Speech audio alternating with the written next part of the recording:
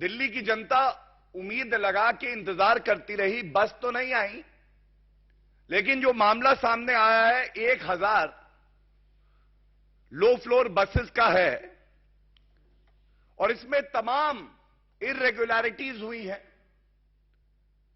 यह पहली बार देखा गया। ट्रांसपोर्ट मिनिस्टर कैलाश गहलोत, इनको बोर्ड का चेयरमैन बना दिया, जो एक अधिकारी होता था। अब पूछा जाएगा ये क्यों हुआ? सुविधा के लिए होता है ये। अगर अरविंद केजरीवाल का मंत्री रहेगा तो कानून को ताक पे रखते हुए जैसा अरविंद केजरीवाल बताएंगे वैसी ही शर्तें रखी जाएंगी निविदा में। वही व्यक्ति का चयन होगा, उसके बाद वसूली होगी, रुपया घूम के अरविंद केजरीवाल की तिजोरी में आ जाएगा। तो पहली अनियमितता तो यह थी। और जनता को भटकाने के लिए ऐसा प्रतीत हो कि सब बड़ा ही पारदर्शी तरीके से हो रहा है, एक कंसल्टेंट जरूर बना देते हैं। इस मामले में भी एक संस्था है DIMTS, इसको कंसल्टेंट बनाया।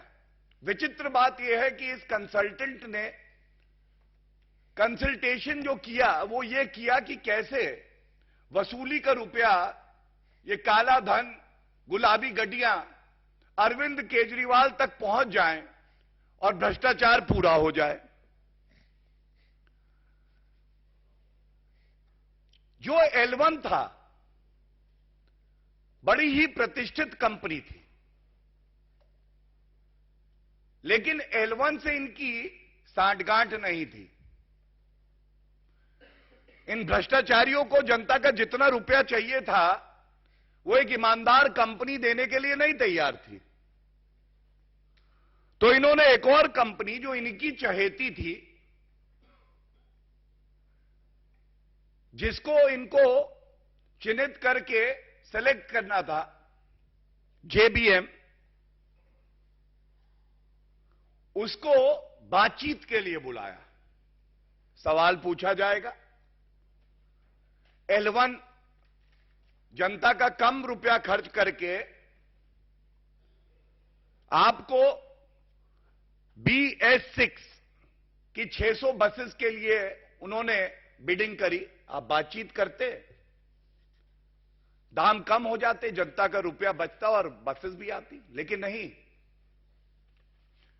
क्योंकि JBM चहेती कंपनी थी, उसको बुलाया बातचीत करने के लिए, जो BS6 600 बसेस के लिए L1 नहीं थी और 400 बसेस BS4 थी।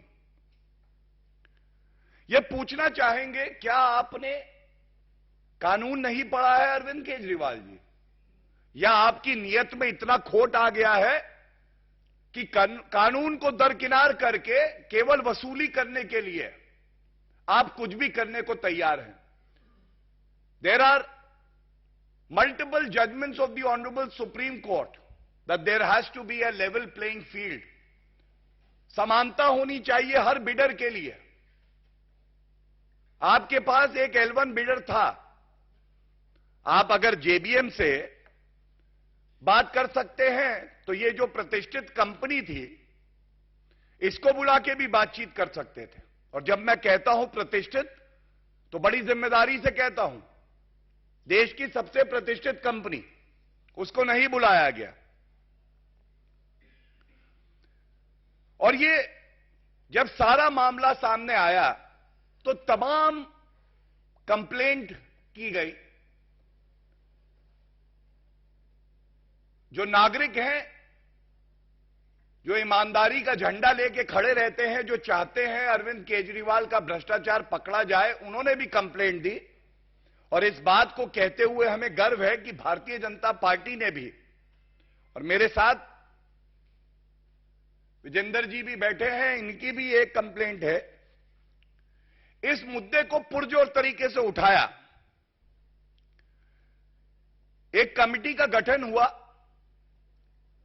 Retired IAS officer OP Agarwal ji ने जो सारे बिंदु थे उसका गहरा अध्ययन किया और गहरा अध्ययन करने के बाद एक रिपोर्ट दी गई और इस रिपोर्ट में बिल्कुल स्पष्ट हो गया कि तमाम ऐसी अनियमितताएं जानबूझ के करी गई कानून की अनदेखी करते हुए, क्योंकि मकसद केवल एक था। मकसद यह था कि जो हमारे मित्र हैं उन्हीं को हम ये टेंडर दें और इन मित्रों से हम भ्रष्टाचार का इत्र लगाएं। और मैं ये बता दूं कि ये अनियमितताएं इतनी चिंताजनक हैं कि सोच के डर लगता है कि अरविंद केजरीवाल जी कितनी लूट खसोट करना चाहते हैं। जनरल फाइनेंशियल रूल्स होते हैं। अरविंद केजरीवाल जी, आप बताइए, ये जनरल फाइनेंशियल रूल्स का पालन आपने क्यों नहीं किया? क्या आप अपने आप को संविधान से और कानून से ऊपर समझते हैं? एक मैनुअल है प्रोक्योरमेंट ऑफ गुड्स, उसकी गाइडलाइंस हैं, आपने उसका भी पालन नहीं किया। ऐसा क्यों है? और जैसा हमने आपके समक्ष रखा था जब क्लासरूम घोटाला हुआ था, सीवीसी की अपनी गाइडलाइंस हैं कि जब सरकारी रुपया खर्च होगा तो पारदर्शिता भी होनी चाहिए और जितने मानक हैं उन सब का पालन करना जरूरी है।